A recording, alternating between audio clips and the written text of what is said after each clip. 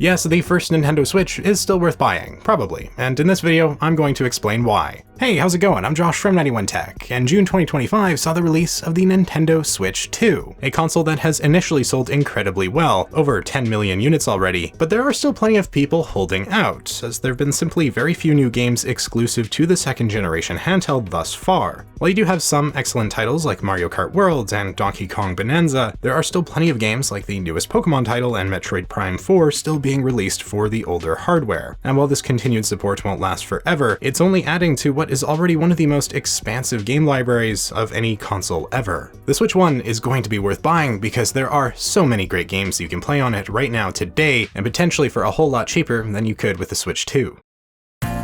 The assumption going into this video would be that you don't already have a Switch. If you do, then the Switch 2 is going to be the obvious next step up for you. It's not something I think you would need to purchase yet, unless you're eager for some of the new exclusives, or are just tired of the lackluster frame rates and performance on your current system. Or maybe your battery life is getting pretty rough, as it often does with a well-played console. But otherwise, I think you'll be just fine on your older Switch, for at least another year or two, or until some newer games come out that you really want. Because right now the Switch 2 just doesn't have a whole lot of games. A common trend amongst the gaming industry right now, with even something like the PS4 having been supported for many years into the PS5's lifecycle. And beyond the newer games, why would you buy a Switch 2 over a Switch 1? Well, longevity of course, as well as other things like better graphics and hardware, but the second gen Switch may not be as much of an upgrade as you would expect. The battery life, for example, isn't really an upgrade whatsoever, and can even be a little bit worse. While the screen is larger, which might appeal to some, and there are some quality of life improvements like a charging port on the top of the system, as well as the bottom, or the new magnetic Joy-Con controllers, there isn't as much new here as you might expect for a console 8 years newer than the original. There are three main models of the Switch 1 you might be looking at: the regular OG Switch, which actually has two revisions we'll get to later, the Switch Lite, which is portable only, and the Switch OLED, which features a larger, more vibrant display. The Switch OLED in particular, I think, is the best buy right now if you want a Switch 1. It has a really nice screen that even has its upsides over the larger, higher refresh rate LCD of the Switch 2, though that display still looks great and is sharper thanks to being 1080p versus only 720, but the colors do pop a bit more on the OLED Switch with true blacks, and depending on the game, it might even look a little better.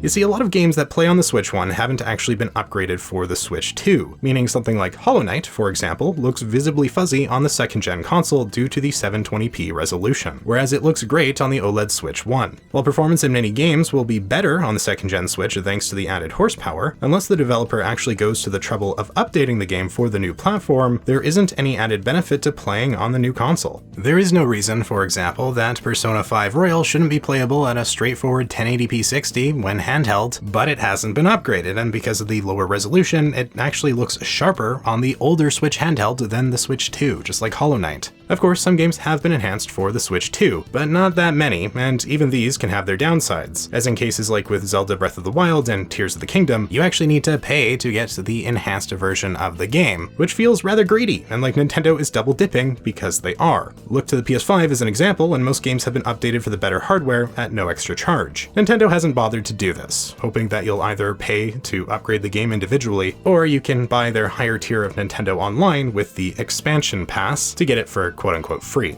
And these older Switch 1 games, they still cost a ridiculous amount of money. In some cases on the Switch 2, they cost even more now than they did when they came out. That being said, if you do want to buy a console specifically for a game like Breath of the Wild, the Switch 2 is the way to go, as it performs way better on the system and looks amazing without any doubt. But if you don't care about the sharper graphics and smoother gameplay and just want to play the game, especially when it comes to other games that maybe don't run as poorly on the Switch 1 or haven't been upgraded at all for the Switch 2, well, again, the Switch 1 ends up looking really good here. All this to say, there's really not a lot of reason to jump aboard the Switch 2 train, at least as of yet, and at $450 it's not cheap, especially when you're potentially adding in multiple games and accessories, or taking into account those ridiculous game key cartridges that don't actually have the physical game on them, but instead unlock the game to be downloaded and played on your system. Definitely don't buy a physical Switch 2 game unless you know the game itself is actually on the cartridge, like with Cyberpunk 2077. The Switch 1, of course, thankfully doesn't have this issue, and buying physical games is a really smart way to go, as not only can they be easily played on the Switch 2 whenever you might upgrade, just like with downloaded games, but they also tend to retain their value on the used market. Nintendo doesn't tend to have a lot of sales for physical games, so they just don't really go down in price. Looking to buy a Switch going into 2026, well, it isn't exactly cheap yet, at least when it comes to the MSRP in buying brand new. But of course you are going to be far more likely to find a good deal for it over the Switch 2, which probably won't see many discounts for a couple years. And the first gen system should only get less expensive with time. I will have some Amazon links in the description if you want to check it out for yourself, both to the console as well as some accessories you may want to pick up. Admittedly, these consoles are typically still a bit overpriced from a lot of retailers I've seen, with the OLED model often still costing upwards of $400. That's what Nintendo themselves is still selling it for on their US website, only $50 less than the Switch 2, and at that point I think it would be foolish not to just get that Switch 2 for only a bit more. Even if it's an imperfect upgrade, it's still going to be far more powerful, and as time goes on, it'll be getting more and more exclusives that can't be played on the OG hardware. And of course you've got more demanding titles like Zelda playing at a legitimately stable frame rate, which makes the Switch 2 a far more pleasant experience, at least for me. I cannot go back to playing Zelda on the Switch 1. The Switch 2 is far smoother. The non-OLED Switch is still retailing for $340 on Nintendo's site, and the Switch Lite for $230, and again, these are not great deals. But they are great systems, and man alive is that game library for the first Switch ever huge. It's been around for almost 9 years and the new games just keep rolling in. There is a reason this system refuses to die. You've got over 150 million units out there, and from a game publisher's perspective, you're leaving a ton of money on the table not releasing your newest game for the 2017 console. So yes, I would expect plenty of Switch 1 games in 2026. The Switch 2, on the other hand, has sold over 10 million units as of September 2025, which is very impressive, but the Switch 1 alone has sold about a third of that within 2025, and it will no doubt continue to keep up impressive numbers in 2026, especially as discounts and clearance deals begin to hit. There's a lot of value in that first Switch, but you're probably not going to find it from retailers quite yet. So if you want a Switch right now on the cheap, the used market is going to be the place to check. Facebook Marketplace, eBay, these types of sources are far more likely to have some really solid deals, and potentially some games and accessories might be thrown in too. For an idea of pricing, we can look to ebay.com, where consoles can be regularly found for around and even well under the $200 mark in good condition. If you're looking at the non-OLED Switch, you should be aware there are two versions of the console. The V1 model that came out in 2017 in a white/gray box, which has lesser battery life but can be potentially homebrewed if that's something you're into. And then there's the revised V2 red box model from 2019 onwards that has better battery life but is more locked down. I think if you are going to buy a Switch 1 in 2026, I'd really recommend the OLED model over anything else. It's the newest, being from 2021, and it's not much pricier than the other models. The display on it is a little larger, a little sleeker with thinner bezels, and it's just gorgeous, with that OLED again having some upsides over the Switch 2. The colors just pop. A lot of models I was finding on eBay were missing the dock, which isn't ideal, but you can pick up even a third-party option for that on the cheap if you want to. Some Switch Lite models were barely over $100, which seems like a pretty great deal, but keep in mind they of course cannot actually connect to a TV and are purely portable, so for most, getting a regular Switch or an OLED model is going to be preferable. Still a fun little handheld though, and it can play those Switch games just as well as the others if you're purely looking for the cheapest way to start playing right now. So okay, the Switch 1 is relatively cheap buying second-hand, but there will be some risks with this of course, especially if the console's been played heavily over the years, as the battery performance can degrade. And I'm speaking from experience, as my younger brother is still using an original 2017 Switch, which does okay, but the fans especially end up sounding like a jet engine as it struggles to keep up with the newer games. Seriously, the fans can get surprisingly loud. You also do have the large possibility of getting Joy-Con drift, something that's happened to more Joy-Cons I've owned than not, even when I've been really careful with them, so that's something to be aware of. But mind you, at least at the moment, you can send these controllers, even out of warranty, to Nintendo to be fixed for free, which is great, but a bit of a pain since, you're going to be without your controllers in the meantime.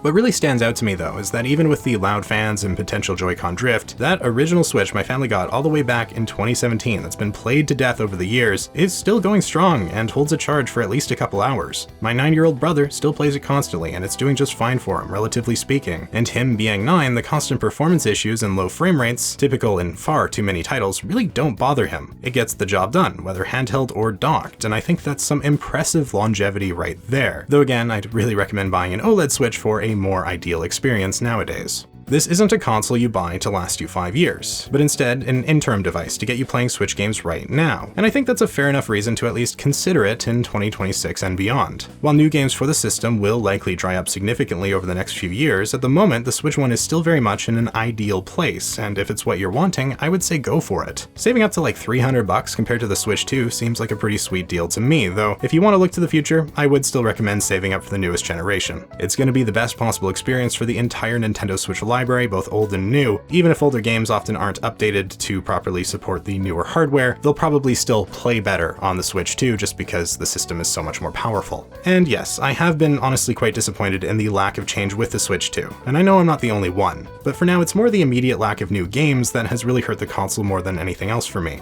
Cyberpunk 2077 on here has been a lot of fun for me and it runs surprisingly well, but beyond that and playing Mario Kart World here and there with friends, I just haven't gotten too much use out of the system yet. Donkey Kong I'm just not too interested in, and while new games exclusive to the Switch 2 won't be lacking forever, it still does leave that first generation in a much better spot today than, say, the Wii U was back in 2017 when the Switch initially launched. And the backwards compatibility across most accessories and of course the games means that whatever you buy for the Switch 1 right now, whether physical or digital, will still get you use down the line whenever you might upgrade to the Switch 2. Even the older Joy-Cons can be connected to the newer system, they just don't physically attach to it. I mean, I've been using my original Switch Pro controller with the Switch 2 and it's great. On the whole, most elements of the Switch 1 have held up really well, and it is indeed an enticing option for 2026 if you want to save some money. I haven't even really talked about too many specific games because I don't think I need to. The library is abundant, expanding across multiple generations of Nintendo systems, and the only problem you might run across is trying to figure out which game you should play first. So yes, if you don't have a Switch at all right now, the first Switch is worth it. If you do have one, I don't think you need to buy the Switch 2 yet. I'd buy it when there's a new game that you really want, but until then, there's plenty to keep you busy with that first Switch.